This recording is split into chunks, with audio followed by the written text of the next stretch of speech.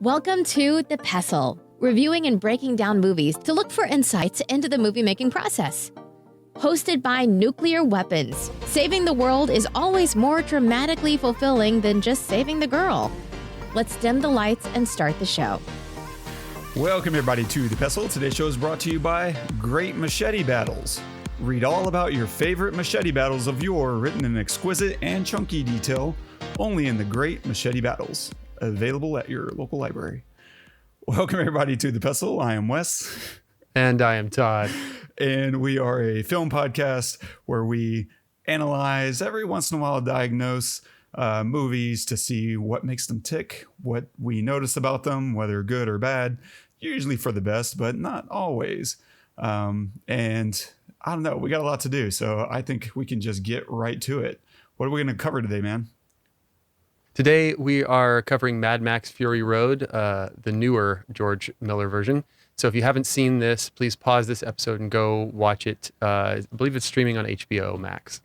Copy that, big dog. Yeah, we'll talk about a few things. We'll look at some of the cinematography, some of the blue night, the speed ramping they do and packing the frame. We'll also discuss some of the story and writing, the fatal moments, henchmen as fodder, and other such stuff and things and stuff. And a quick synopsis of the film. In a post-apocalyptic wasteland, a woman rebels against a tyrannical ruler in search for her homeland with the aid of a group of female prisoners, a psychotic worshiper, and a drifter named Max. Directed by George Miller, written by George Miller, Brendan McCarthy, and Nick Lathouris. A cinematography by John Seale, starring Tom Hardy as Max, Charlize Theron as Furiosa, Nicholas Hoult as Nux, Zoe Kravitz as Toast the Knowing, Nathan Jones as Rictus Erectus, and Hugh Keays-Byrne as Immortan Joe. My name is Max. My world is fire and blood. Why are you hurting these people? It's the oil, stupid. Oil wars. We are killing for gasoline. The world is actually running out of water. There's the water wars. Water wars. Once, I was a cop, a road warrior searching for a righteous cause. To the terminal freakout point. Mankind has gone rogue, terrorizing itself. Thermonuclear skirmish. The earth is sour. Our bones are poisoned. We have become half-life. As the world fell, each of us in our own way was broken. It was hard to know who was more crazy. Me or everyone else. Hello? Where are you?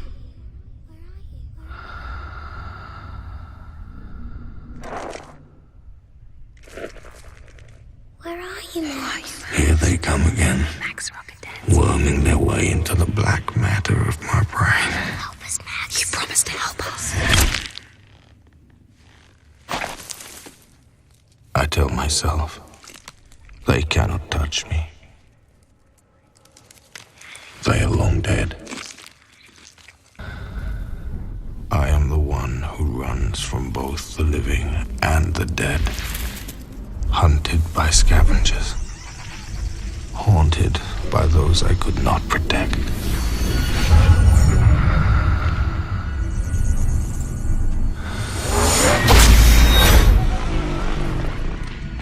So I exist in this wasteland.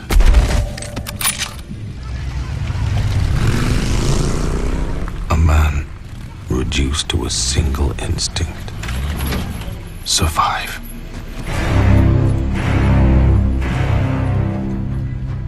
I love that shot of him running because he's just kind of waddling back and forth, and it's perfect. Man, I don't know if you grew up really watching Mad Max or not. I didn't-ish. I never really saw the first two, Mad Max and The Road Warrior, or The Road Warrior and Mad Max. I'm not sure which came first. That's how little. I did grow up a little bit as a kid on Beyond Thunderdome, which was like just such a weird movie and inspired a lot of other, stuff, music videos and whatnot. So all that aside, does Fury Road, and that really is apropos of almost nothing. big fan of Fury Road, or nah? Or is it just kind of it serves a purpose? Yeah. Yeah, it like introduces this crazy, idea of what a future could look like, and I think I'm always interested in those kinds of things. It gives you an insight into not necessarily that this could happen, even, but just somebody's interpretation of what could possibly happen. And I always find that really interesting and intriguing. Like, if you take the worst of humanity and made that reality, what would that be like? That's very much what this feels like. It feels like a lot of stuff of being obsessed with getting to the afterlife, right? And getting to this glory place, right? Which we all have currently, but also having a savior that you look up to, that you answer to, right? Which they have in this as well. There's a line that I forget the bad guy's name, whatever. There's a line where he gives them water, and then he says, "Don't become addicted to it, because then you'll be upset when it's not there." Right? I think that is also something that is told to us a lot today. I think that it's their link and their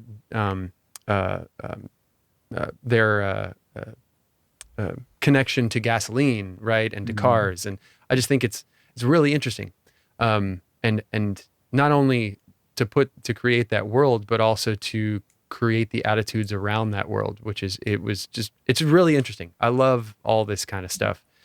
To be set in this, not have a whole lot of backstory of how we got there. We have a little bit of exposition of how this happens, in the very beginning, but it's just minimal. We don't spend a lot of time on it. It's just, here we are, and then live there and experience what life is like there.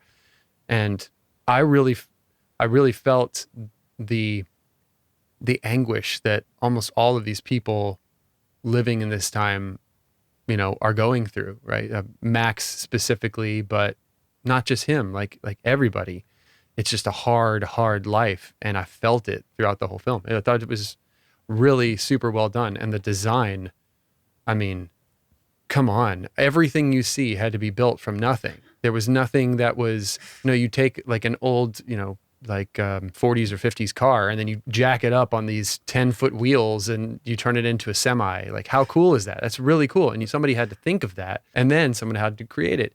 And that's just one large piece. Think about all the little pieces, Charlize's arm, that they, like that little detail of, because she had to be strong enough to catch Max as he's hanging out off of the semi towards the end. And how else could she do that? She couldn't do that with just a normal arm. It had to be a mechanical one. Like, I just love those things. It was so detailed, and I loved it. And I loved the original as well. I think it set a really interesting precedent. And for George to come back and redo it, I mean, nobody else could do it like George, So where there might be some areas where I felt not necessarily that it could have been done better, but that I just kind of checked out a little bit. Because this is, I think, the third time I've seen it. So I know what's happening. The first time I saw it was in a theater, and I was hooked from the very beginning. I mean, they don't waste any time getting into beating the shit out of Max. So, and then for the rest of the movie, the guy just gets his ass kicked the whole time. So yeah, I really enjoyed it. What did you think? I know, how many times have you seen this now? This was probably, I just watched it twice for this show, but before that, I probably saw it twice as well. I keep wanting to watch the black and white version. I think that's George's favorite version of it. I just can't bring myself to do it. I love the color in this. Yeah, me too. It's just perfect. But yeah, I think a lot of the same things you were saying in terms of, like, there is a fascination that I think we all have with the post-apocalyptic scenarios. And this paints such a weird, perfect picture of the depravity of, mankind, and specifically men, especially this version of Mad Max. Again, I'm not super familiar with the earliest versions, but this one is really about, how sick men can be, in particular. You gave this one man all this power and elected him to some kind of god status, and just the way that he abuses that, and kind of denounces the idea of autonomy, and instead these women are his possessions, right? He literally says that at least 1 or 2 points of the film, bring me back my treasures or whatever. And so there's that bigger message that they're playing with here about the patriarchy and freeing yourself from despots, and I love all that stuff. But I also just and we'll definitely get more into that at some point, but I also just love the chaos of it, right? This is like you said, they waste no time getting to it. And once the gas is on, they only let up, a couple of times. And that still leads to more like explosions and more weirdness. And it works for me in every level. I don't think there's any parts that I would really change, because it lives on its own. There's things that they do in this film that I'm glad no one else is trying to replicate. I'm glad no one's playing with the speed ramping the way they play with it in this. And it just would not work for almost any other film to spend like half the movie, maybe literally half the movie is, they're playing with speed, the playback rate, that's just insanity. And it adds a lot to it, right? It adds intensity and the sense of chaos and clumsiness and fun. And it also adds a beautiful contrast so that when we finally do move into like slow motion, it feels a lot more dramatic and grounded and real. And I bet they cut off like at least 30 minutes of runtime by like speeding up so much of the film. And I think if they had done at a normal speed, I and most people would probably be a lot more, wishy-washy on this film. But people that like this movie love this movie, and you either are in on, the ride or you're not. I don't know. Yeah, it works for me. I love the action. I love the insanity of it. The design that you're talking about. Like, you have to have a team of people to come together and create these cars, and just to ideate and riff on some of these ideas of, okay, we're 30 years into the apocalypse, or maybe in this circumstance, it's more like 5 years into the apocalypse.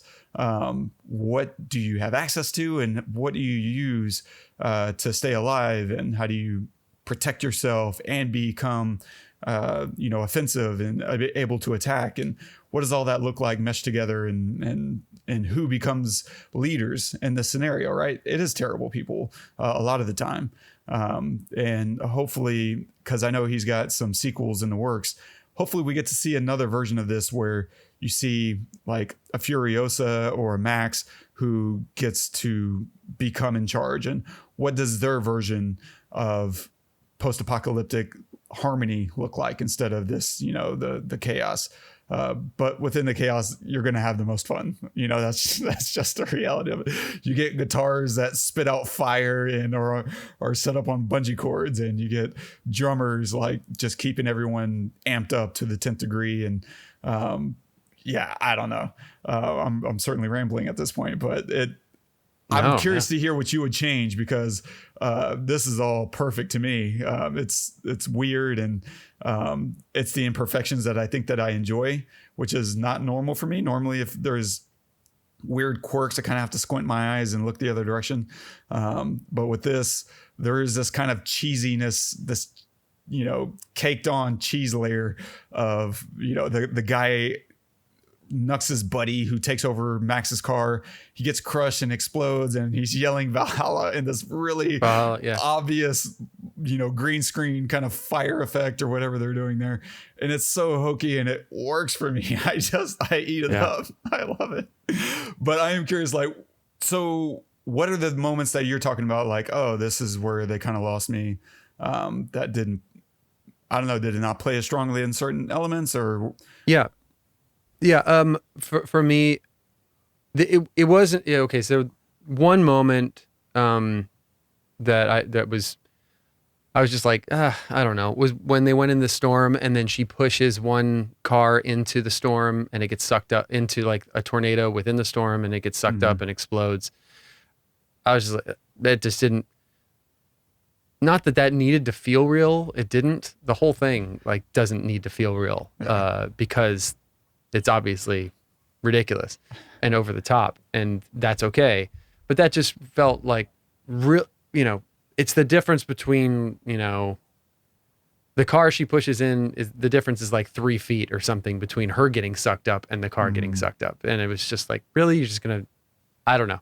So I was just, She's also in like a massive something I noticed. semi filled with something. True. It was just something that I noticed where I was just like, I don't know. It was just another reason for something to happen to explode, right? Yeah. So, but immediately I just let that go, and I was like, yeah, that was fine. But really, I wouldn't say there were like specific moments that happened that took me out. It was more of like, it was so much action the second time I watched it. So much kept happening that I couldn't breathe. So I just like, there were some times where it's just like, oh my gosh, I can't, there's so much happening in my eye face that I had to either look away or just like, blink and like come back to center for a second. So that was it. But that's also the point, I felt like, of this film, to make you feel like you have to do that, because it had to put you in that world of constant action, constant trying to survive, constant fighting, to live, right? And so I felt that, but it was obviously in my case it wasn't to live; it was just to continue to pay attention. And so there were some moments where I reminded myself I could take a breath. And I'd take a breath. I'd look away for just 4, 5 or 6 seconds, or whatever, and then I'd look back, and it'd be fine. But that was really what I meant. Was just there was so much car chasing all the time that even the times when there weren't car chases, there was always a vehicle in view, always, and that vehicle was almost always moving. So we were always moving, and you feel that you're constantly moving all the time. So the part where he, where Max is carrying his guy and he goes and then he sees the women and he holds them hostage with the shotgun, right? Take a breath, right? We're not moving. Yeah. He's not talking. We're not moving. We just are, right? And I use that time to like, okay, center myself, because that's the first time really that we're, there's not a whole ton of music. It's not bombastic. It's not, we're not going 100 miles an hour. But then after that, like really, it just keeps going and going and going. So yeah, that's really it. No, that's fair. I think, this is one of the most visual movies ever made, because there is so little dialogue and the story is so simple, right? The entire story is, this woman is breaking out of jail and trying to get back home. Like, it doesn't get more simple than that. And then all the rest, so it takes all of, 5 seconds to unlock that kind of exposition. And the rest of the exposition is just, who is this person and how have they changed? And like Nux becomes an interesting character. They call him a war boy. And this is a war boy who's kind of lost his way and maybe is needing to lose his faith. And of course, there's, I don't know her name, Riley Keough, the redheaded woman, is like reaching into him and like, kind of making him live again in a sense. And there's something beautiful that's happening there. And it's so simple. All the exposition is incredibly simple, and just right there on the surface, so that you can get to the emotion a lot faster and a lot easier because of how simple everything is on the surface. The stakes and are not difficult.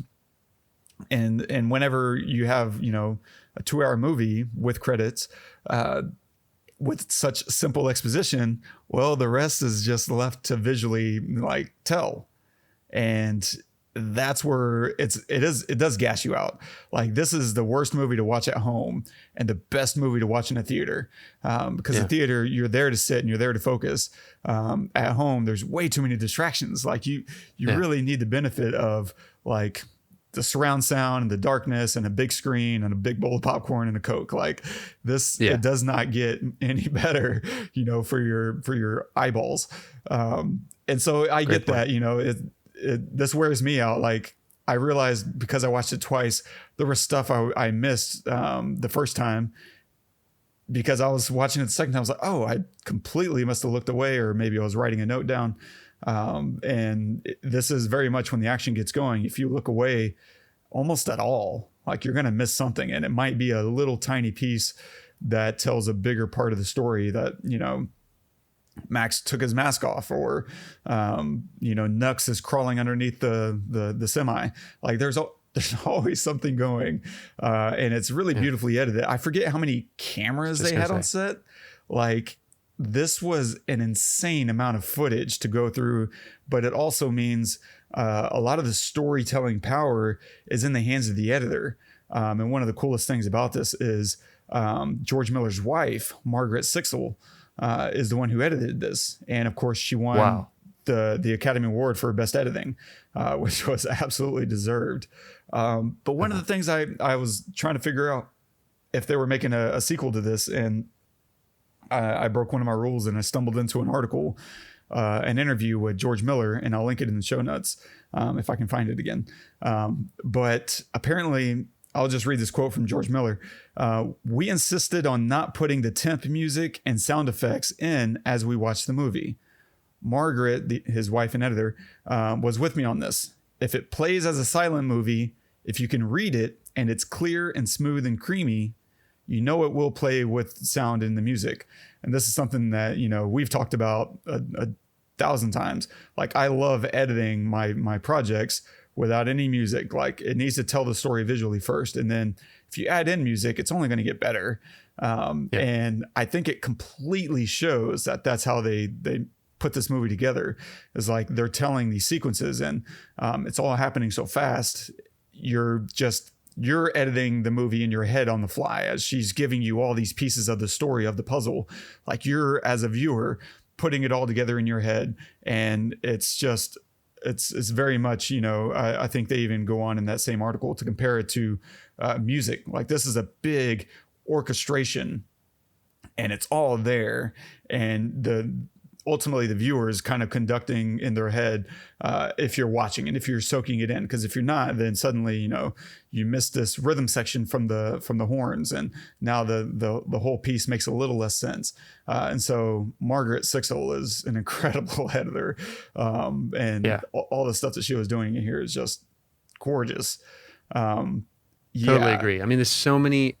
I was gonna say before you said that one of the amazing things about it is that all these tiny little things that happen that lead to something else.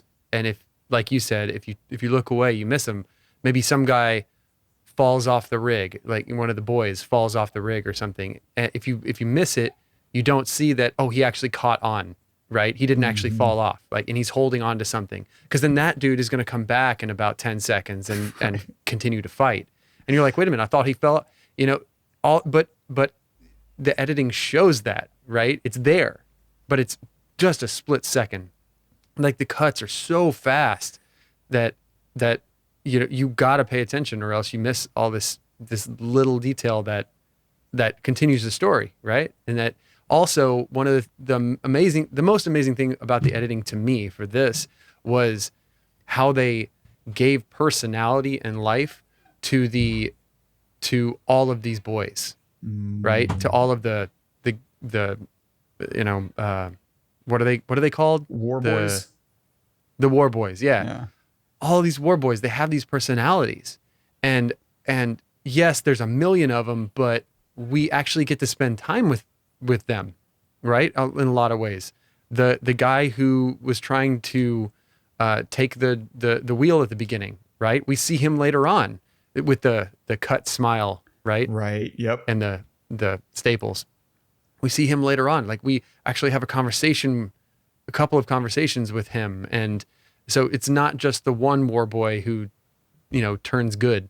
There's all of these others. And it gives like, I don't know, this other layer of personality, this other layer of humanity to these boys who are, yes, they're the bad guy, quote unquote, but they've been indoctrinated into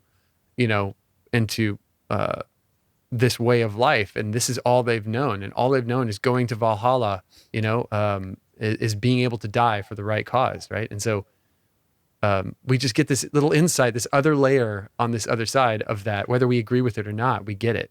And it's so easy to not do that, to just, there's a good side and then there's a bad side. And we don't ever really visit the bad side because we know what that's like. Yeah. But we're actually getting a little bit of insight into a couple of them, like I would say, a good dozen of them we actually speak with. They have dialogue, they have actual action. We stay with them rather than just a cut to a random war boy and then a cutaway. I mean, that does happen, because there's hundreds of them, but yeah, we get that layer and it's really nice. It's really cool. And to your point, I mean, one of the first ones we meet is the one who's riding along with Furiosa, and we see how much he trusts her, right? Yes. Weird things are happening. He's like, looking for answers. She gives him nothing. And he's like, okay, well, that's the order. And he just goes and starts barking out commands to everyone else. And you start to get an idea of the structure of their society, and where she fits in that as an imperator, whatever imperator means. And so he has a personality that eventually when he loses that trust, it's gone in an instant, and it as well, like, because he starts attacking her right off the bat. He's like, going after her throat, and she drops him like a sack of potatoes. But it's important to get that insight with him, because then okay, he's supporting her, right? And one, he's under her, but two, he's going to help her fight the other, the other city that's coming after them, or not the other city, but when they're going into the foreign land, those characters. She has to get through them, and in order to get through them, she needs the guys that are on her rig to fight for her.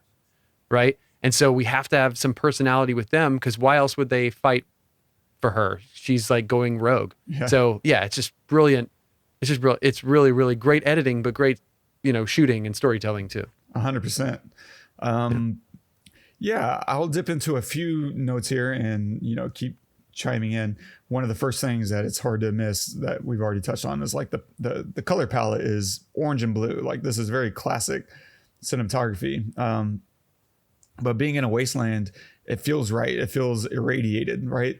Whenever all the land is just kind of hyper orange, for dirt, it feels gross, and it feels, whenever you're seeing the war boys with their mutated skin, like, you're like, yep, that tracks. That all makes sense.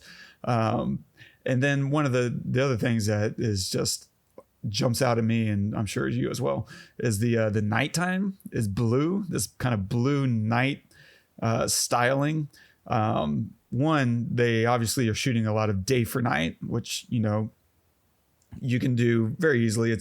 That mostly takes place in the color grading, and maybe that's what they did. Maybe it's mostly a color grading effect, but another thing that you can do is set the camera to a really low white balance, and shift the colors over to make daylight turn more blue, which in that case you can start to touch up the grading in post, to kind of finish out that effect, because there are certain moments when everything's blue in the nighttime, and then there's like a lamp or an interior car light, and that's suddenly like really white, and you could still shoot using that kind of color balance effect.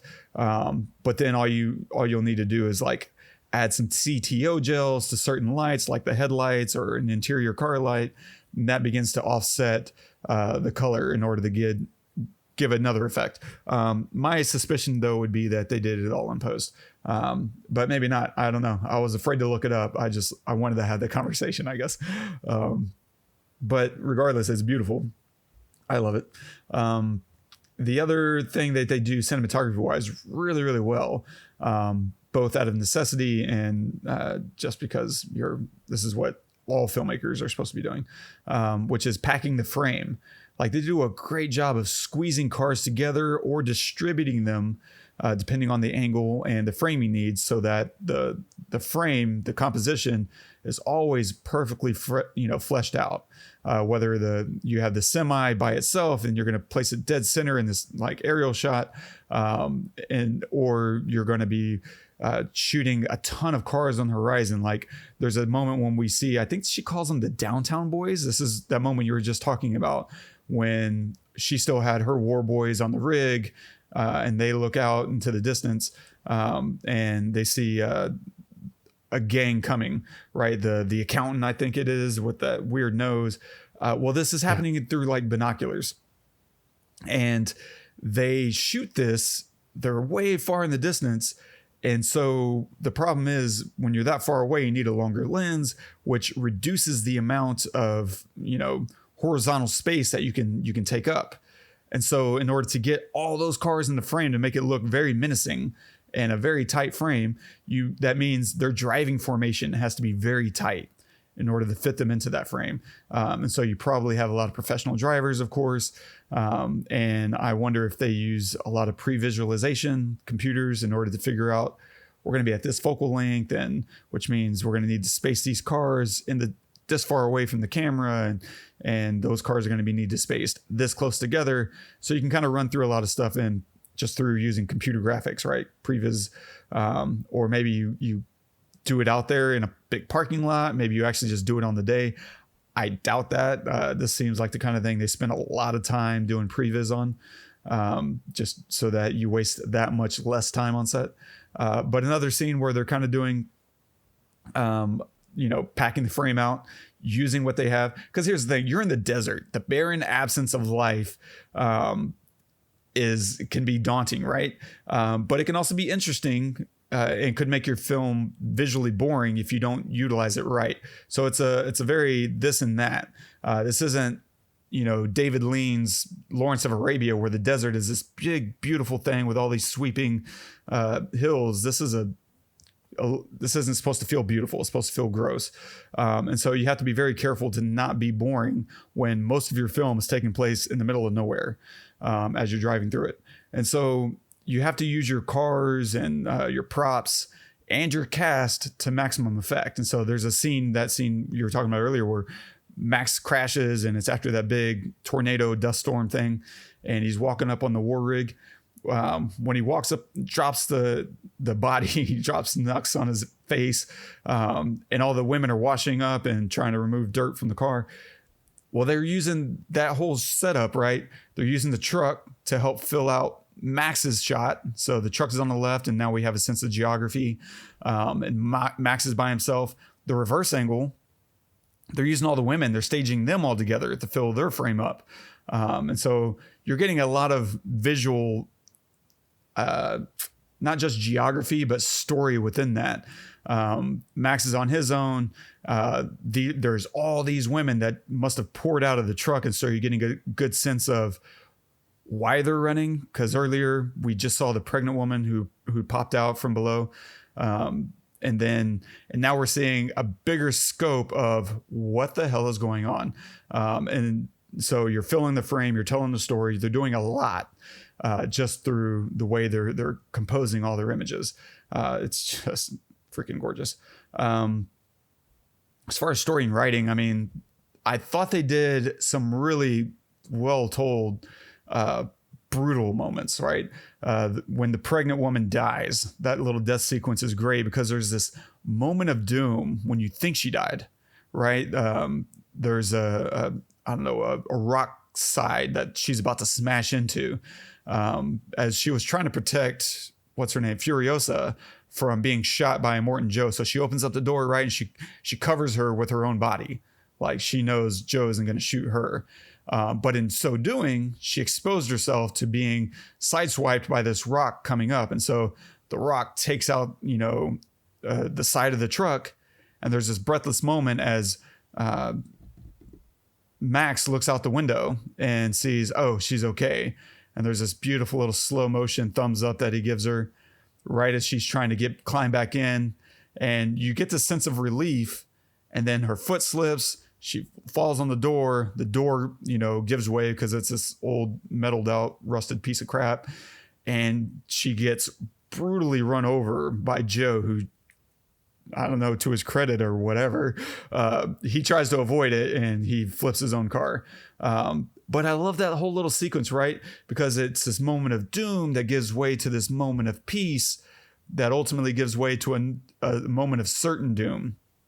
And it's just a good little roller coaster that they put us on, because why just kill her off whenever you can put us through a little bit more through the ringer. Same thing a lot later on, whenever you have the I forget what they call them, but the women that had raised Furiosa, right? Where that there's this warrior woman who was playing not the temptress, but the hostage, right, in the jail cell, and Max is like, that's a setup, like, don't fall for that. And she comes on, gets clothed, whatever, she's a badass warrior, but later on she dies, right? She gets knocked off her motorcycle with the older woman, and she turns around and starts shooting at Joe, and of course Joe isn't having that, and she dives beneath his truck, covers the woman, and pops back up and resumes shooting. And of course, now we're feeling like, oh, she dodged it, she's safe. And then the accountant like swerves over and runs her over from behind. So they do a good job of just kind of setting up these deaths in ways that make you think they're in the clear before they actually get taken down. And in that way, they keep kind of killing people off in these slow ways. The old woman that was riding shotgun, she gets like, what was that? A chainsaw to the neck? Yeah. And she just slowly fades away, and it's worse. Like almost all the deaths are very fast. Once they start to die, they die really quick. Here, we kind of have to just sit and watch her bleed out and slowly give out. And I love those little moments, because those are the moments that buys you a little more tension during Furiosa's moment at the end, when she's wounded and now she's going to die. And now you really just don't know what's safe and what's not anymore.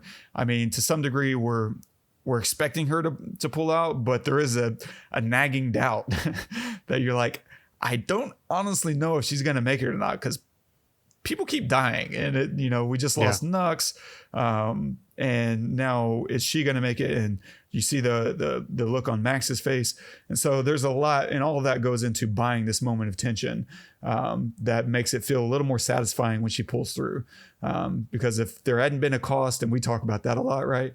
The cost of victory, there had been pretty good costs of victory for this, and so we were okay. If you kill Furiosa at a certain point, you're just beating up on the audience. And it's just not that kind of movie. And so I love that. And with that little moment, that they set that up way in the early stages, like the first 10 minutes of the film, they set that up, right? Because Max, when he's captured, he's being tattooed with his blood type, right? He's O and egg. He's a universal donor, which of course is what sets him ultimately on this journey, right? He's paired with Nux, and Nux uses his blood bag, so that he can stay fresh and recover during this whole sequence. But ultimately, it's that setup that allows him to save Furiosa's life, which is the real payoff. And it's a really simple, subtle sleight of hand that you may or may not realize whenever it comes to that moment. But if you're paying attention, and that detail was taken care of way in advance, very beautifully. To your point earlier about, there's 100 of the war boys, bad guy fodder. So most films with tons of henchmen, for me personally, usually ring hollow, right? Because they're whether you're talking about whatever, some of the Avengers films or Star Wars films, like they're all these really well equipped and well trained soldiers that just have everything under the sun at their advantage, and they lose to a handful of rebels. That always nags at me. I'm like, I have to check my brain out of that part. I'm like, okay, that's not what we're here. We're here to see the good guys win, or whatever it is. But here it works perfectly that you have tons of bad guy fodder, and that they keep getting their asses beat. And I think it works because the setting and the style and the story all specifically kind of dictate that that's the case, right? These guys are clumsy morons, right? Which is what happens in the post-apocalypse when you're malnourished and you're cancered up with all these tumors. And so they're aided, of course, that whole idea of them being clumsy morons is aided with the speed ramps and their failures that we get to see, right? Nux is this great moment where he's assigned by Immortan Joe himself, this grand epic moment. And he's like, I will carry you myself to the gates of Valhalla. And he sprays them all shiny and chrome. And there's this big music swell and we're kind of slowing down time just a hair. And as he gets thrown onto the semi, he's walking and immediately gets tangled up and like fails and loses his gun. Like he's just a complete moron. And of course, their belief system reveals how incompetent their minds are. Right? I live, I die, I live again. Witness me. Like, come on, bro. Like you've clearly not thought any of this through. And so I think it just absolutely works perfect that these are bad guys that I believe exist by the hundreds and fall by the hundreds. Like that's just, that's what they do. It's who they are. And that's what they're conditioned to do. Yeah. Right. Yeah. It would make sense for them to be incredible. Yeah. And Mad Max, switching gears, I love how often he gets bailed out by the women. There's something really fun that's happening between the men and the women in this story, specifically when it comes to our heroes and heroines. Right? Whenever he's fighting the big brother Erectus, he's losing. He's getting his ass handed to him. And then the woman shoots the tank that allows him to get the upper hand and move on. And Max, whenever they're stopped in the nighttime, and Max is trying to shoot that oncoming car with the accountant. And he's just wasting ammo. They have 4 shots. And I love one of the women is like, you have 3 shots left. You have 2 shots left. Last shot. Like she's just reminding him, stop missing. And she doesn't roll her eyes, but I feel like she should have. Like Furiosa is like, she debates, let me go handle this. She goes over, walks behind him, and just waits. She doesn't ask for the gun. She just waits. And Max kind of just, sighs, hands the gun over. She lays it on his shoulder. And with the last bullet, like takes the guy out. The light, which blinds him, blah, blah, blah. But I love that moment because she didn't ask. She didn't have to. They were working together. There is something that they're doing together. And I think it is reflected in one of the other times when Max falls and Furiosa grabs him, right, with that not quite bionic arm, that prosthetic thing, that metal arm. And it's perfect, right? And that moment is perfect. It's a great all is lost kind of moment when one of the women is stolen already, right? Toast the Knowing, played by Zoe Kravitz, which is a really strange name. And she's gone. She's been taken. Max is held only by Furiosa, who's been stabbed as her prosthetic that's holding Max is starting to loosen and unravel. They're surrounded by whoever Immortan Joe's dudes, and their engine is losing power. Like that's a beautiful moment that ultimately Nux kind of comes to the rescue, right? He kicks Max onto which is a really great kind of effed up moment where he just gives him this double kick and it flies him onto the windshield or the grate of the next truck.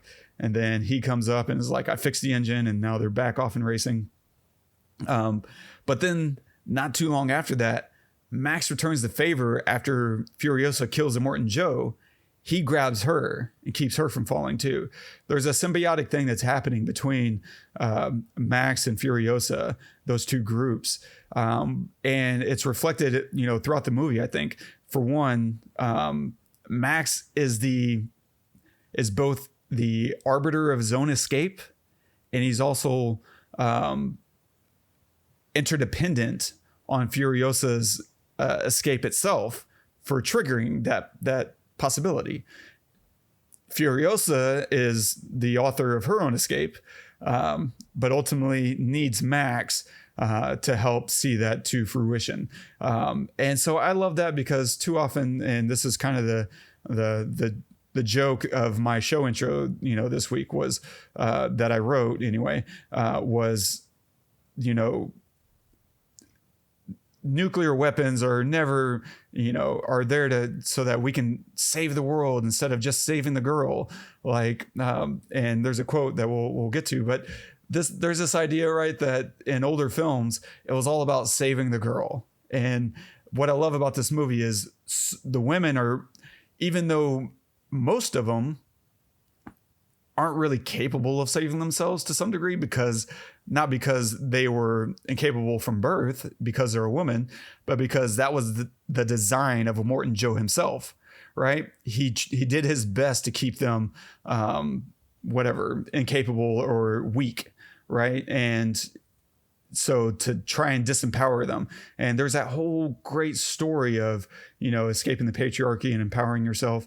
But even within that, they're still all doing what they can. They're still all contributing. And ultimately we run into a group of women who are badass and are going to be there to fight as well. But I love that it wasn't just women versus men. There were men there who were symbiotic with all the women as well. Like there's something really nice and beautiful about that being this yin and yang of we're going to come together to be better than, just ourselves. Like the sum is greater than the whole of the parts. And I think it's really well reflected with Max and Furiosa. All of their scenes together, I think kind of, reflect that. But I think I like this kind of thing. It works for me. There's a lot of films that I love that are just like women kicking ass.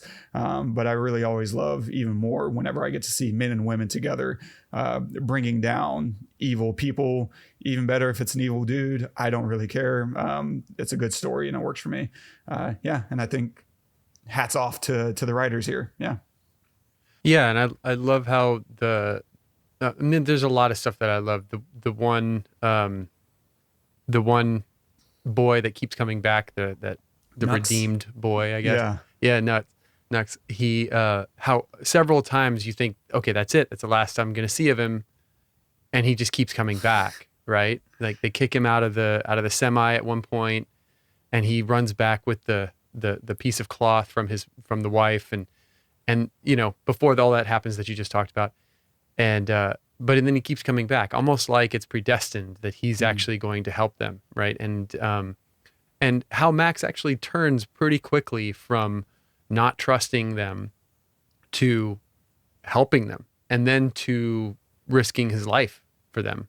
And so when they're in the semi and Nux locks out the wheels in the back on the gasoline shell.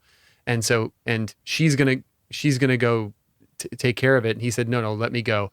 It wasn't necessarily, I don't think, to be nice. It was because he didn't want her to be outside the truck and then maybe find another gun or something, because he had already collected all their guns. True. But there was an aspect of it where, at least I felt, where it was like that was the first transition of him, actually coming to their aid in a way. But throughout, then he just keeps getting like understanding, oh, this is bigger than me. This is bigger than me. Okay, now I'm a part of this. I'm a part of something. To then when they're driving off on the motorcycles, he makes the decision to go and help them. But I love how he comes to this decision, not just, oh, I'm going to be good. The whole time there's these little flashbacks of his little girl that obviously he couldn't save, and then she's the one that actually convinces him, and you can actually see her body standing in the distance between the women driving off and him making the decision when she says, to go help, basically tells him to go help them. You can see a person standing there, and all of these little things are just wonderful. But it's not like we're having to wait 45 minutes after we've seen him for this or they've met for this to happen. Like, it's pretty quick, which I think in reality probably would be more, like that. the narratives that happen, the lines throughout this are just really, really beautifully woven, and yeah, it's awesome. It is, yeah, and that is, yeah, you're right. I mean, there is that little slow moment of building trust and establishing trust, and I think you're absolutely right. Like, yeah, he probably wanted to go because he found like 50 guns already just around the compartment, and I love that moment earlier with the water fight where she breaks like this skull and pulls out a pistol. Like, where the hell did that come from? Yeah.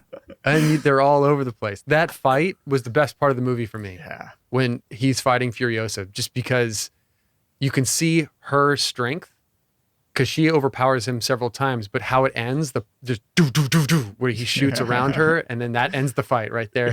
It's so cool. Like, just the way that the whole thing happened and then how it ends is just really fantastic. Anyway, that's awesome. I loved that scene. Yeah, and I do love, just to go back to the Nux and Riley, I don't know her character's name, the redheaded woman. They're weird. That, because she redeems him, right? And there is something beautiful about that too, when you're talking about, like, I don't know, trying to redeem these hell-bent men, because they have a lot of good commentary about men being so destructive, right? Even whenever they capture Nux, they go to kill him, and I forget which one, they're all kind of yelling together, says, no unnecessary killing, we agreed. Like, they're already trying to think of how we can make a better world that is different from the world that was destroyed and the reason it was destroyed.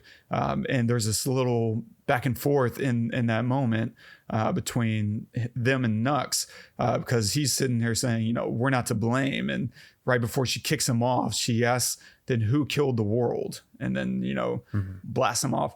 Like, there's a really great commentary just about the destructive nature of men, which historically it's dudes, as much as that sucks to say, not to say that there haven't been a lot of, peaceful men as well. But if the world came to an end, it would probably be mostly heralded by the guys, at least prior to, the past 10 years.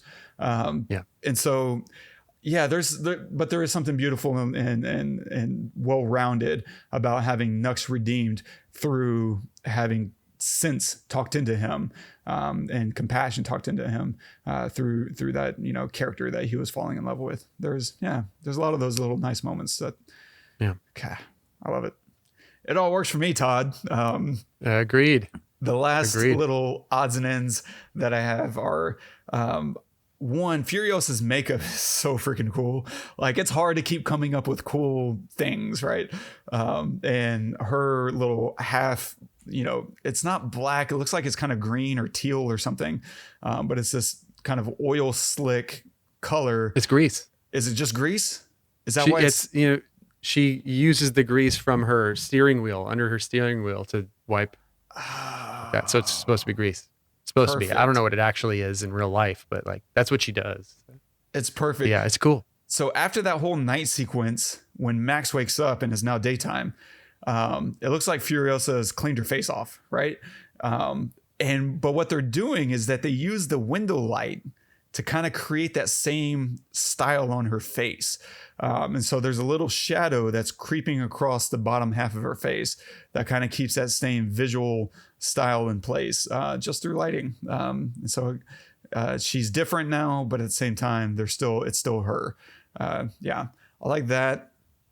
Also, like when at the beginning, I noticed that when Max gets into his car, he gets into the right side of his car. The steering wheel is on the right. And so the original Mad Max was filmed in Australia in the outback. This one was filmed in Namibia. But I feel like we're still in the outback, right? We're still kind of in this desolate wasteland that is just perfectly Australia, I guess. I've never been to Australia, but I've only ever heard that it's everything kills you in Australia. So it makes sense that this all takes place there. And then and this is not even a note. It's just it's barely an observation, which is I love the explosion when Max is kind of is riding on that pole, and he's like flinging him, from the left to the right, trying to get back to the semi. And there's this massive explosion in the background. Every time this scene happens, I just laugh. I become like this giddy little schoolboy, just giddy, like with the excitement of this is a really cool shot, and Tom Hardy looks insane. And why is this happening right now? I love it. Yeah, it's so cool. Yeah. Yeah, that's all I got, man. I do have, I've already asked you, I think, kind of one question. Well, I didn't even ask it. You just kind of already jumped into it, which was, why do we like post-apocalyptic films?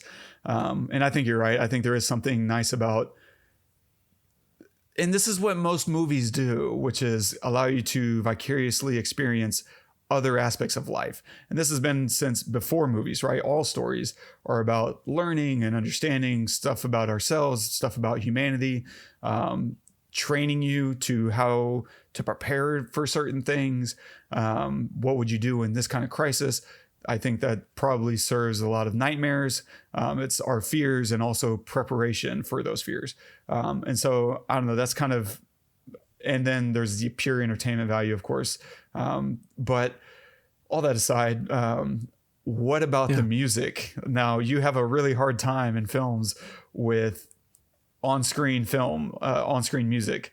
And so how did you feel about the guitar and the drum guys? Are they really playing? Doesn't matter. No, but it doesn't matter. It does. I mean, you can't really decipher any notes anyway. Right. It's just all noise. Like, no, I didn't at all. You didn't take you I have nothing to add there. And that's fine because it doesn't need to be added to. I want to agree with you. I want to agree with you about the apocalyptic thing. I think, it's very much like that, almost like a preparation, right? But stuff like this, also just serves to, like I said at the very beginning, I like that taking either humanity's biggest weaknesses or maybe even their biggest, positives, right? And then spinning it to how that could end the current type of civilization we currently have, and go into some other way of living. Now that could be post-apocalyptic, but that could mean a lot of things. Like this is post-apocalyptic, I guess, right? But there's still civilization. It's just, this is the new way of living. And there's plenty other versions of this new way of living. And what would that be like, right? Post-apocalyptic could be massive advances in technology. Post, everyone dying, way post everyone dying. That could be another way. There's just so many different ways to look at it, right? And this is just like this own world where nothing exists outside of it. And I'm never taken out of it the entire time. And it's really well done. And the best post-apocalyptic films, I think, do that, where there may be a whole other world on, outside of this, but we never see it. We never feel it. We are just locked into this existence, how it is. And I think this does it as good, if not better than 90% of all the other ones, Completely agree. Nice. Well, what are you going to recommend this week? I have two and I can't make up my mind of which one I'm recommending. I know. So I'm hoping I do as well. I do as well. And I can't make it. I think just because probably fewer people have seen it, I'm going to recommend Steward of Life Backwards, which is an early Hardy film. One of his first, I think his first might've been in 2004 and this was 2007. But it's full frontal if you're into that kind of thing, of him. But it just, you get a really good picture of how good of an actor he really is, and has been for a very long time. If the only thing that you've seen him in is Mad Max and as Bane, you haven't really seen the breadth that this guy can do. I mean, we've talked about Warrior ad nauseum on this podcast and how good he is there. But and Bronson as well. But this is just early days of him, and it just speaks volumes of how great of an actor he really is. Nice. Did you ever watch Band of Brothers? I did not, and I know that he's in that. Was that from 02? I can't remember. That's like maybe 2000. 98. That's like, Yeah. 2000. It was a long time ago. Yeah, I haven't. I know he was in that as well. So, but I'm going to. Maybe we should do an episode on it. Ooh, you're talking my love language right now, sir. Okay. Yes, I know what makes you tick, bro. Nice. I was having a hard time. What was the other one you were debating on? Monster. Oh, nice. I still haven't seen Monster. Okay. It's a harder watch, and I think more people have seen it, so that's why I didn't recommend it. Oh, nice. Yeah, Patty Jenkins, man. I was debating between Book of Eli, which is another post-apocalypse. I mean, Denzel, you're never going to lose. Dude. But I'm going to go with Atomic Blonde. If you want to see Charlize Theron, absolutely just destroy. There's a fight sequence in there that in the theater, about halfway through the sequence, my jaw literally just dropped. It's outstanding. It's one of the best fight sequences of the last 15 years, I would say. Yeah, I want to go watch it. It's absolutely amazing. Now that I've built it up too much, stay tuned for next week.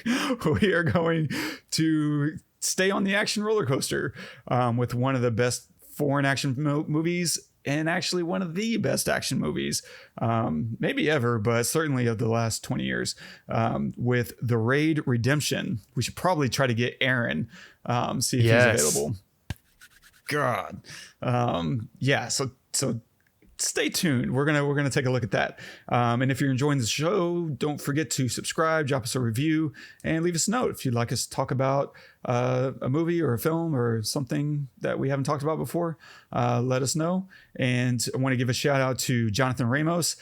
He's been watching us on YouTube and dropping some comments. He was recommending Cartel Land after he watched our Sicario episode. He was recommending Cartel Land, this documentary, which I got about halfway through.